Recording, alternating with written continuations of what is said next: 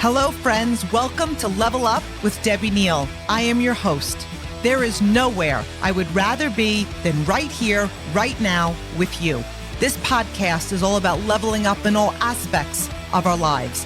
Thank you for being here. I am so grateful. I'm excited to be on this journey with you. Together, we are leveling up. You ready?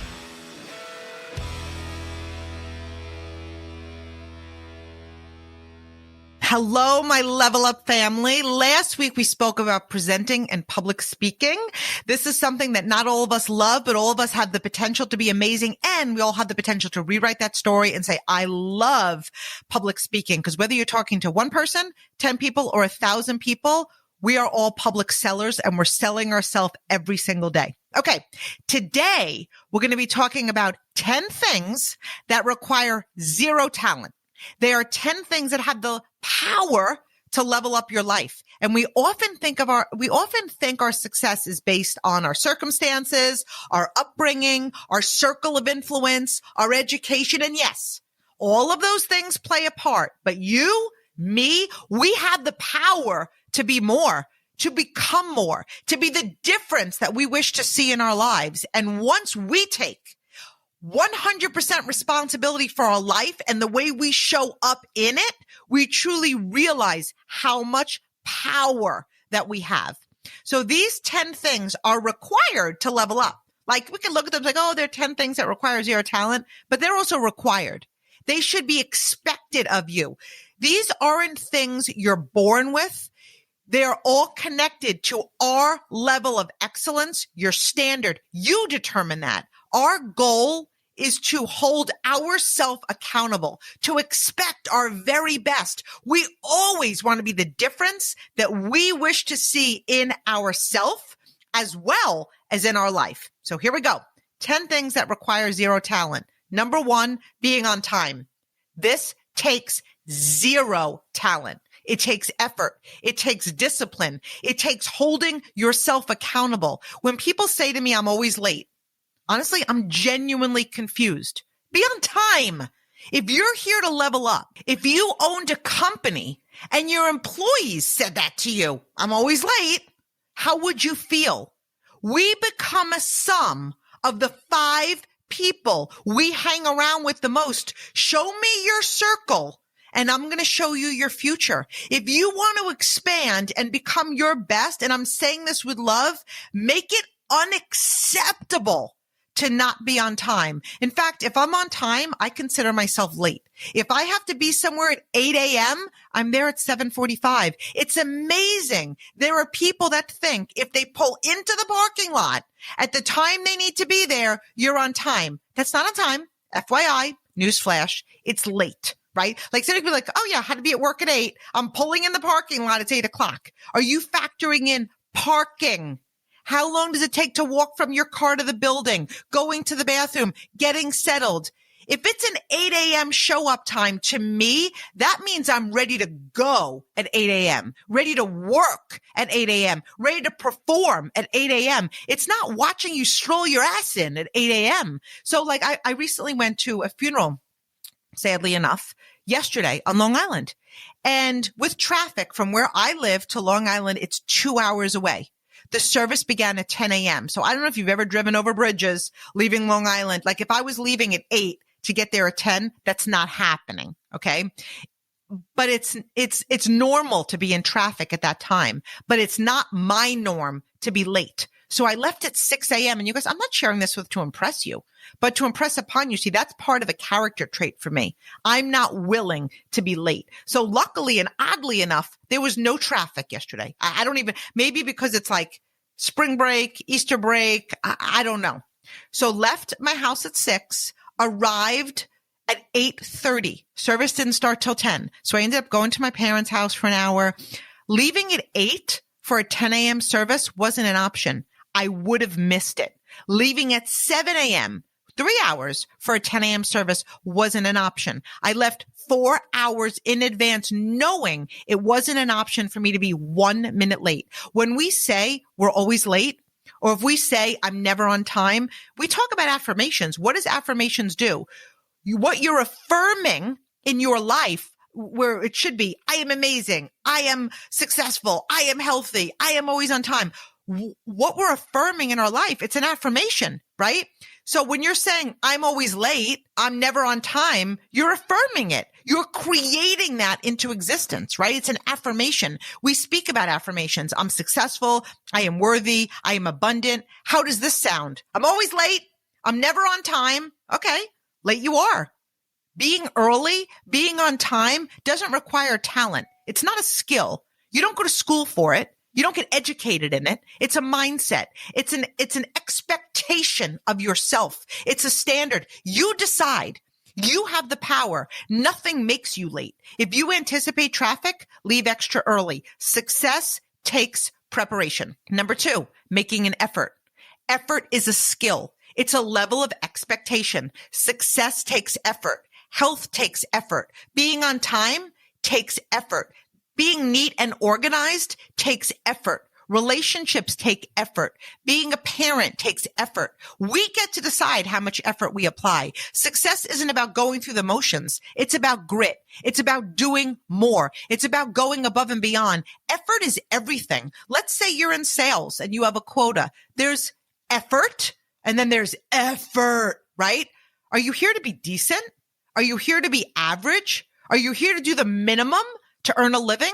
Then guess what? You're going to create that. A life that's decently average with minimum income. Leveling up requires effort. You and only you can answer this. Are you willing to do more? Are you willing to put in consistent effort that compounds over time? Are you willing to do whatever it takes for as long as it takes? Effort doesn't require skill. It requires a decision to separate yourself from the rest. Success isn't about skill as much as it is about will, being willing to put in the effort. Again, our goal is to be the difference we wish to see and we expect to see in the world and in our business. And it does start with us. We attract what we want in life. We attract what we are being. If you aren't willing to put in the effort, you will attract the same quality in other people that don't put in the effort. And here's why. I don't want to join or follow a leader who doesn't put in the effort. Same with friendships, same with relationships. Be the one who puts in the effort. Your dreams are waiting for you. Your next level is waiting for you. You get to decide the level of effort that you put in. Number 3, being high energy. If you guys know anything about me, I love this. High energy makes a difference. It gives off high vibes. Your vibe attracts your tribe. Low energy doesn't attract high energy, upbeat, happy, smiling, welcoming, encouraging leaders. It doesn't take talent to be high energy. It takes a deliberate decision to be that person. Be mindful again of who you hang out with. Because if you're hanging out with a bunch of duds that are low energy and negative and complaining, it's really hard to vibe high in that setting. Live in gratitude. Fill your mind with good and focus on goals and good. Number 4, have a positive attitude. We aren't responsible for what goes on around us, but we are responsible for what goes on inside of us. Our attitude is up to us. It's not talent. It's how we choose to look at life. Live in gratitude. Affirmations, read, personal growth and development, hang around positive people, only speak about positivity. Yes, it takes discipline. Yes, it takes a decision. Yes, it takes looking at life through positive eyes and mindset, but it doesn't require talent. It requires zero talent. Our success, our life is a direct reflection of our attitude toward it. There is always something to be positive about and to focus on. Number 5, being passionate. Are you passionate about what you do? Are you passionate about where you are going? Are you passionate about your vision? Are you passionate about your life? Passion is contagious. People want to follow people of passion. A passionate leader believes in their vision. They have a vested interest in their success. They understand the value of their contributions, effort, and leadership. Passionate leaders are relentless to achieve their goals. When it comes to leading yourself and others, passion is essential. Leaders with passion bring energy. This doesn't take talent, but you better believe it takes effort. It takes a deliberate effort. You build passion. Leveling up requires passion. You can be that person. You can bring the passion. Your goal is for others to feel your passion. Number 6, Using good body language. Body language is huge. It doesn't require talent. It does require confidence. We aren't born with confidence. We build it. We build it. When we are confident, we connect better with others, professionally, personally, romantic. So what are some important body language of confidence? Stand tall, smile, strong hand. I'm really passionate about a strong handshake. I actually could do a whole podcast on this. I know people think strong handshake and they think men. I don't believe that. My handshake is strong and it's powerful. And to me, when I shake hands with somebody and they kind of like hand me like a wet, limp, I don't know, sock, I don't even get it. Like practice shaking your own hand if you need to. Shoulders back, eye contact, greet others, be graceful, composed, expansive, take up space with your body. The more space you take up, the more confident you are. Having a confident stance will build your mental confidence too. This doesn't take talent, but you better believe it takes effort. Number 7, be coachable. Leveling up requires humility. Being coachable doesn't require talent. It does require humility. It takes leaving your ego at the door. Be open-minded when receiving feedback. Ask for feedback, especially from others who are where you want to be.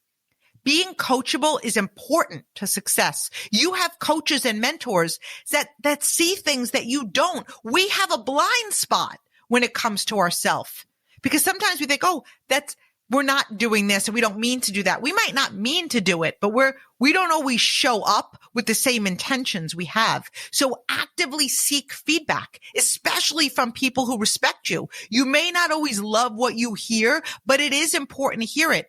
I give coaching when it's asked of me. My intention is to always grow my leaders. I want the very best for them. I want them to succeed more than they could possibly imagine. Some are very grateful for the feedback and coaching. Others may not want to hear it. They might not be ready to hear it. And some don't even ask. But being coachable is very important. And I've gotten feedback when it comes to myself that doesn't always feel good. And I don't always love it, the actual feedback, but I love getting it, if that makes sense. So when we're feeling uncomfortable, because somebody might say this, and I'm like, wow, that's not my intention. But if that's the way I'm showing up, if that's the way people are receiving it, then I'm so grateful that I'm getting it because I want to be the best me. You want to be the best you. And being coachable is huge. Number 8, doing a little extra. Go the extra mile. Do more than others. I mean, think about that. What kind of talent does that take? Do more than what's required. A little bit of extra. That's your business card. That's your resume. It's your stamp of excellence. What do you want to be known for? That extra compounded over time will expand to more than you can imagine. Doing a little extra doesn't require talent. It requires a winning mindset, a champion mindset. It doesn't require talent. It requires will. Are you willing to put in the extra effort? It is always worthwhile to go the extra mile. Are you willing to outwork everyone? It doesn't require talent to go beyond what is necessary or expected. Number 9, be prepared. This is huge. If you're asked to do something, be prepared. This doesn't require talent.